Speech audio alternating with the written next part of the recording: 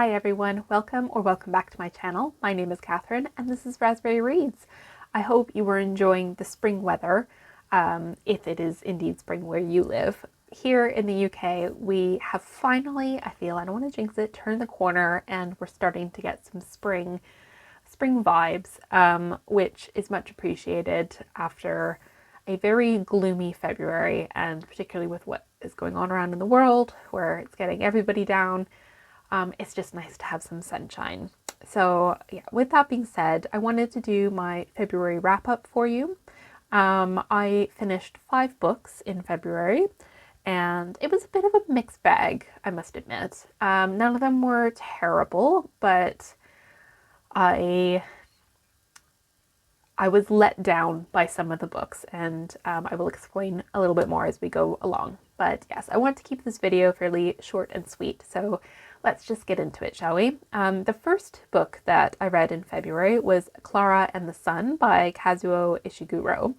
And this is a speculative work of fiction, or I guess you could say sci-fi. I listened to it as an audiobook, and I ended up giving it 3 stars, or 7 out of 10. And so what this book is about is the concept of AFs, which are artificial friends, so like robots.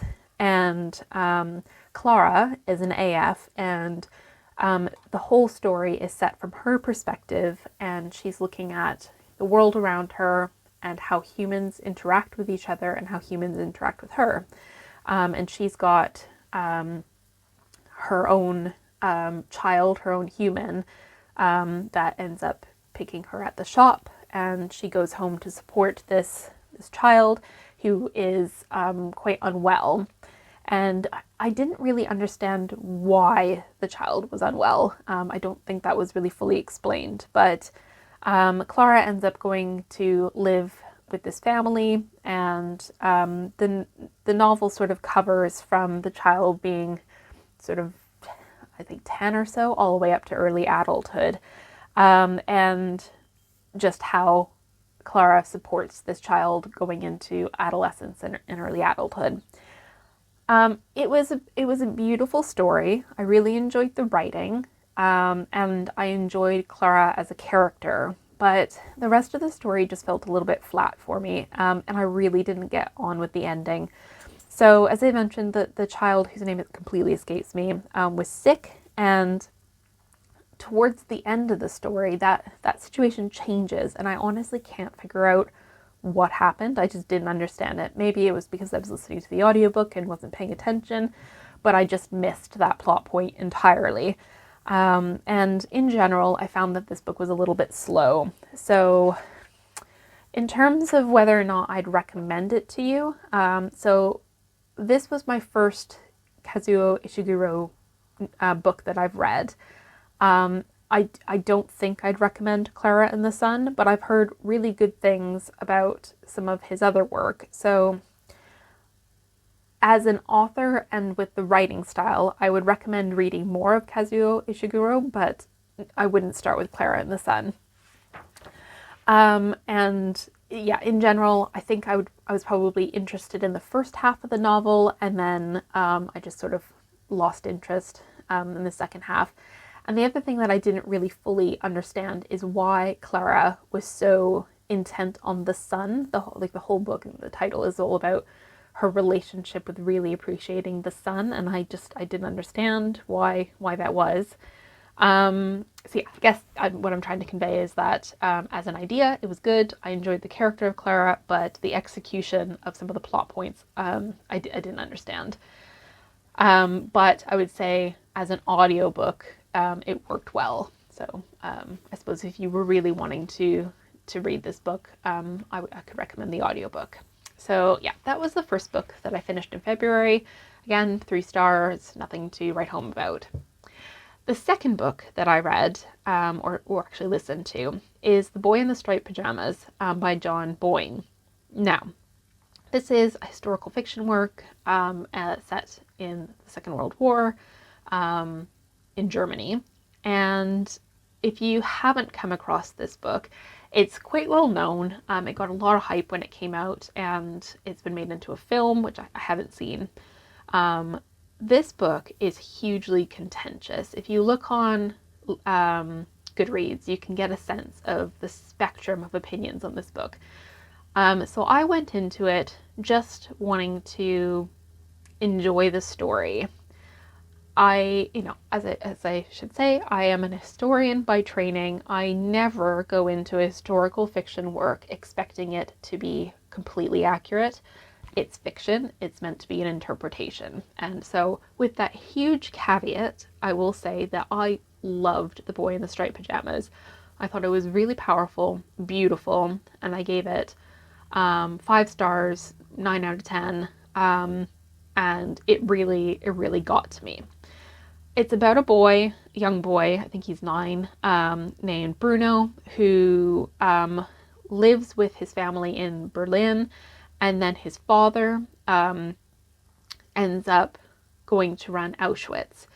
And the boy there's this theme throughout the whole book of the boy being hugely innocent and ignorant of what's going on in the world, and indeed doesn't even understand the name of Auschwitz.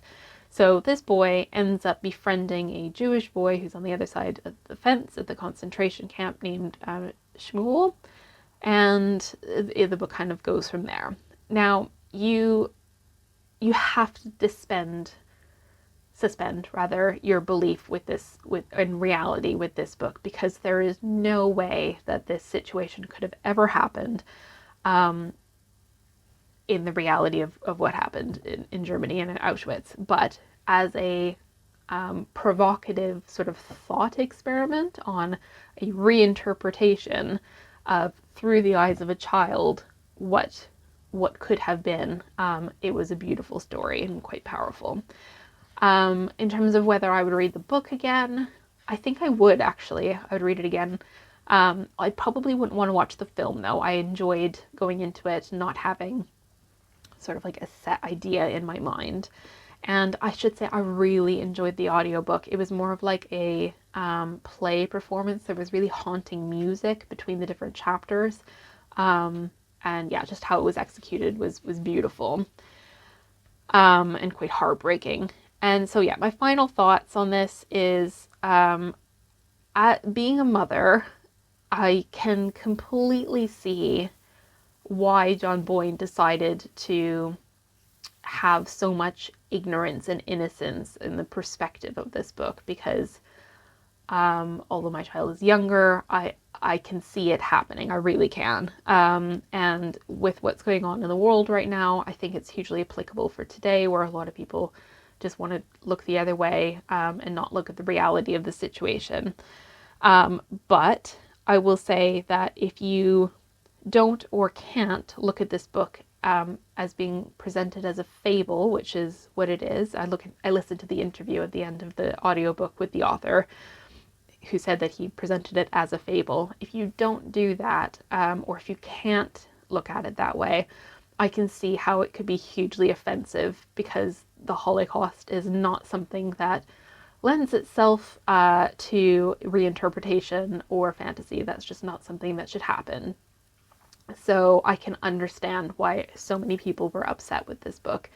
And from that, I think all editions should have a very explicit forward and maybe further explanation that it is a fable and fiction, and recognition that this is not what actually happened. So yeah, those are my thoughts on The Boy in the Striped Pajamas. As a book, as a story, very beautiful, completely not realistic.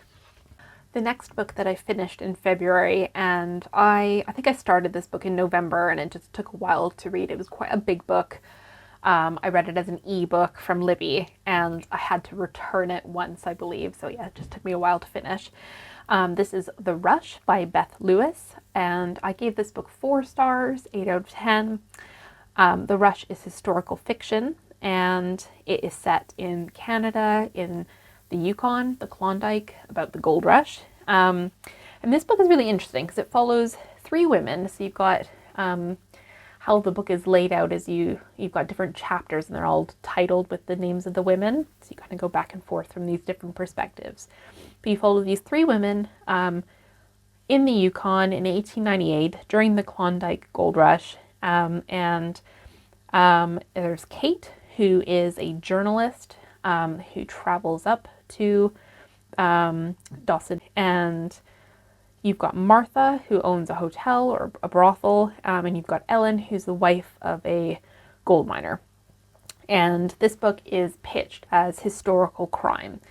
So I really enjoyed this book, and I think that if you like reading fairly long-winded, women-focused historical fiction, and particularly well-researched historical fiction, then I think you would love this book.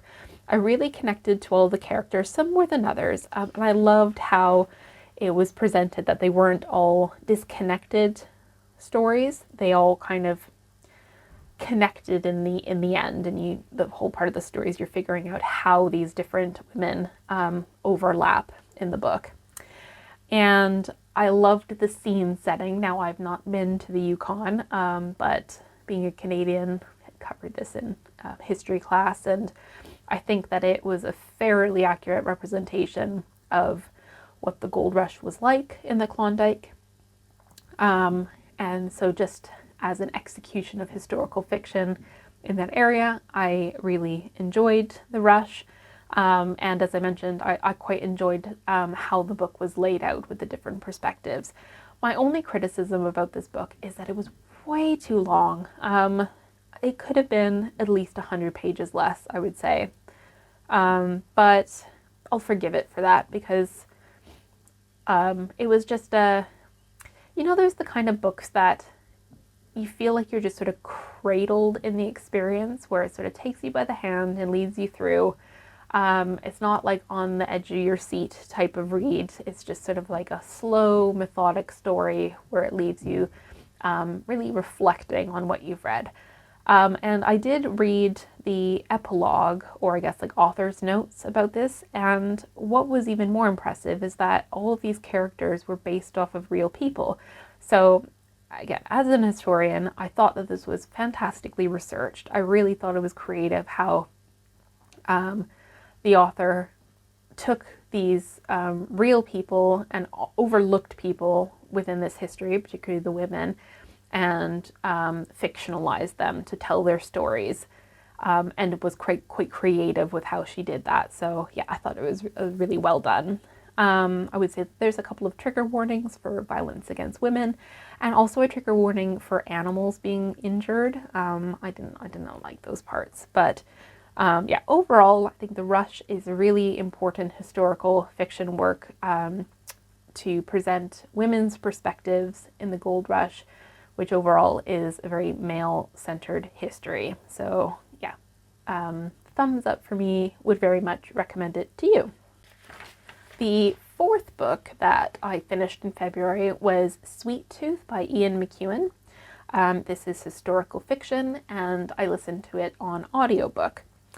I actually gave Sweet Tooth 4 stars, and then when I was reflecting in preparation for this video, I actually reduced it to 3 stars, or 7 out of 10.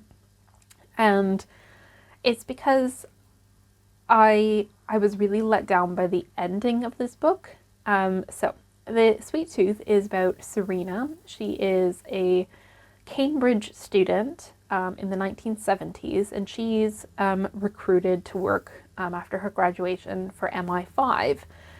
This is during the prolonged Cold War. And MI5 wants to try and manipulate cultural conversations by funding writers whose political views align with the government's, and they call this Operation Sweet Tooth.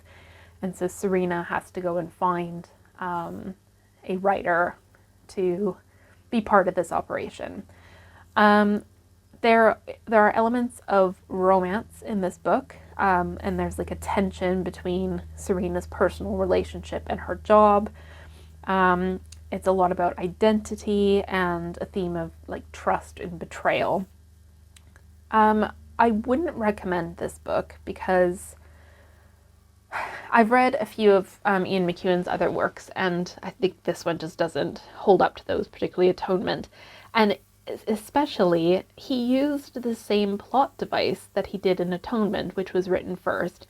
And so that was a real letdown that, I was enjoying the story well enough. And then when I got to the ending, I was sort of just like, well, that's exactly what happened in Atonement. Why on earth are you recycling this? And so that was quite a letdown. So yeah, note to authors, don't do that. Don't recycle your clever plot twists.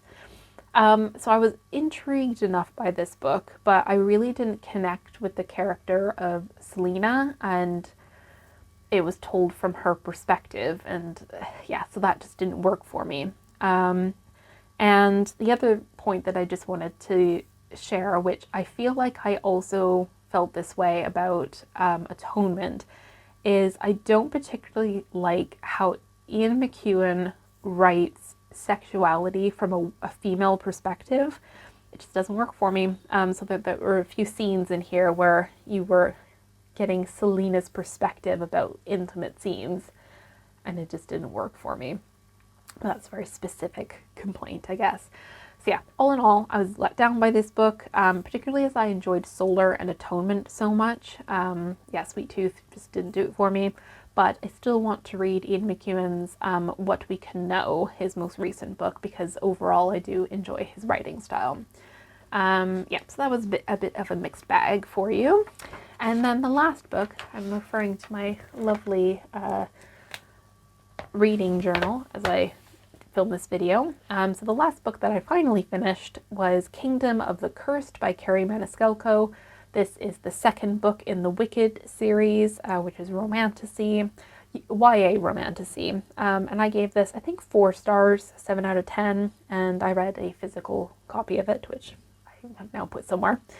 And so this is, I'm going to try and do this without giving it away because I do recommend this series. So I don't want to give any spoilers if you haven't already read the first one. And so, yeah, this is the second in a trilogy, and we've got Emilia she's gone to the underworld, called the Seven Circles, with Wrath, who's one of the kings, to try and avenge her sister Vittoria. And so if you're not into romantasy, this wouldn't be for you. But if you are into romantasy, then I do recommend this story. The second one is a little bit clunky. It's got very much like classic second book syndrome, thinking like the Lord of the Rings trilogies. The second one is a bit like, a bit awkward. But it's setting the scene for the third one, right? And there were a few bits in this book where I felt like it dragged, and that the plot points were a little bit clumsy. So I felt like it could have done with maybe a little bit more, more editing to try and make the connections to like deliver the plot points a bit tidier. But in any case, I understand that why Kerri Maniscalco was putting in those plot points, because she was trying to set you up to understand what's going to happen in the third book, but how they were delivered was a little bit jarring. I also found the sexual tension incredibly frustrating in this book, but I think it is meant to be a true YA book, so there's not a lot of romance in it, but perhaps it was intentional to leave the reader wanting more in the third and final book of the trilogy. So yeah, I definitely want to read the last one, which is on my shelf somewhere, and I can't remember the name of it. Kingdom of the Feared is the third in the trilogy. And I also want to read more of Kerri Maniscalco's books, particularly Throne of the Fallen. So yeah, overall, I do enjoy Kerri Maniscalco's writing. She, in particular, has Italian or Sicilian heritage, and so the way that she writes about food is quite unique for her. It's like her USP. If you think about other romance books, romantasy, anytime there are like banquet scenes or the person's having to eat whenever, a lot of the time it's really unimaginative. But what I like about Kerri Maniscalco's writing is that she really digs into the culinary aspects of her writing, and I like that. It makes me hungry. So those were the 5 books that I finished in February. And my previous video was just updating you on what I'm currently reading, so you can go and watch that after you're finished this one if you'd like to. But I'd like to know from you, have you read any of these books? If so, what did you think about them? Or are they on your TBR? And perhaps share with me what your favorite book of February was, and if you would recommend it to me. I'd love to hear from you. So with that being said, and I've got the bin men outside making lots of noise, so I will leave you here. I hope you're all doing really well. I hope you're enjoying whatever it is that you're reading, and I will see you soon in a new video. Take care. Bye.